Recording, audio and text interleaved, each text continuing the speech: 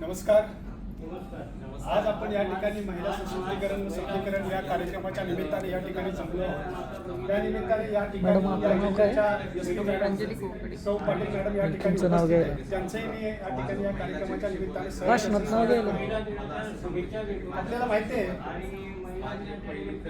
स्त्री म्हणजे वार नाही तलवार आहे, ती तर शमशेरीची धार आहे. स्त्री म्हणजे अबला नव्हे, ती तर पेटता अंगार आहे. आपण सर्वांनी स्त्रीच्या उदरातून त्या ठिकाणी जन्म घेतला. एक स्त्री कुणाची बहीण आहे, कुणाची आई आहे, कुणाची बायको आहे, कुणाची आत्या आहे, कुणाची ताई आहे. आणि आज आपण बघतोय छत्रपती शिवाजी महाराजांसारखा राजा सुद्धा या ठिकाणी एका स्त्रीमुळे घडला. ती म्हणजे माता जिजाऊ. एका मातेने छत्रपती शिवाजी महाराजांसारखा राजा घडवला. तर झाशीची राणी लक्ष्मीबाई इतिहासामध्ये आपण गेलो तर तिची सुद्धा कार्यकिर्द आपण आठवली तर आपल्याला बघायला मिळते तिने कशा पद्धतीने ते काम केलं.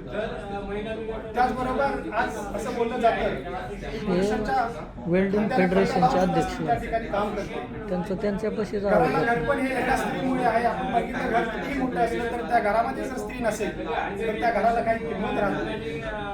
आणि म्हणूनच आपण स्त्रियांचा त्या ठिकाणी सर्वांनी मान सन्मान रिस्पेक्ट केला पाहिजे. त्यांना आपण आदराचं स्थान दिले पाहिजे.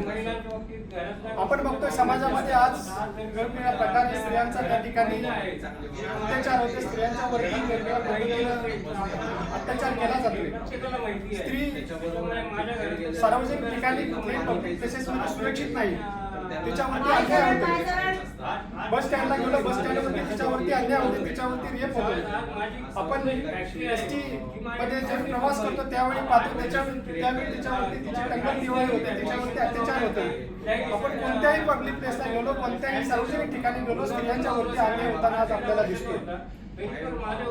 तसेच आपण गावाकडची परिस्थिती बघितली. गावाकडे मराठी शाळा आहेत त्या ठिकाणी चांगल्या प्रकारचे दवाखाने नाही, त्यांना बेसिक सुविधा नाही, त्यांना ट्रीटमेंट घेण्यासाठी अडचण येते. ज्यावेळी एखाद्या स्त्रीचं बाळंतपण होतं त्यावेळी तिला बेसिक ट्रीटमेंट त्या ठिकाणी मिळत नाही. अशी परिस्थिती आज या ठिकाणी आपल्याला बघायला मिळते.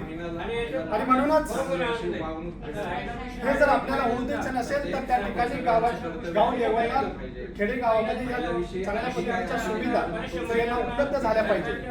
आणि त्यासाठी आपल्याला एकंदरीत या ठिकाणी स्त्रीला या सर्वांच्यातून मार्ग काढायचा असेल, स्त्रीला सबलीकरण द्यायचं असेल, स्त्रीला मजबूत करायचं असेल, स्त्रीला भक्कम आधार द्यायचा असेल, तिला स्वतःच्या पायावरती जर उभा करायचं असेल तर तिला आपण स्वातंत्र्य दिलं पाहिजे.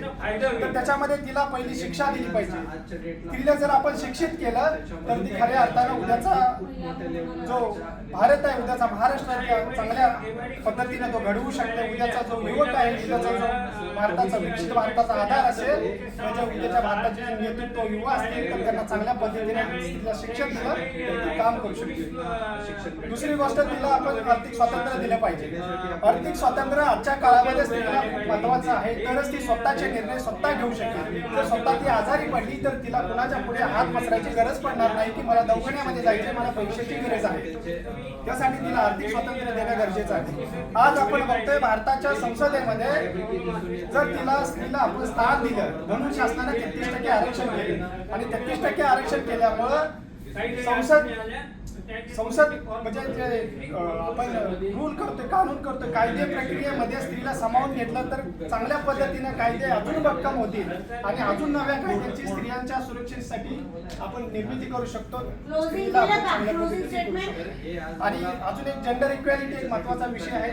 जेंडर बायस न राहता आपण स्त्री पुरुष समानता मानली पाहिजे आणि त्या अनुषंगाने आपण सर्वांनी तुम्ही आणि मिळून काम केले पाहिजे. एवढंच मी या निमित्ताने सांगतो. आपण सर्वांनी एक मनावरती निर्भय करूया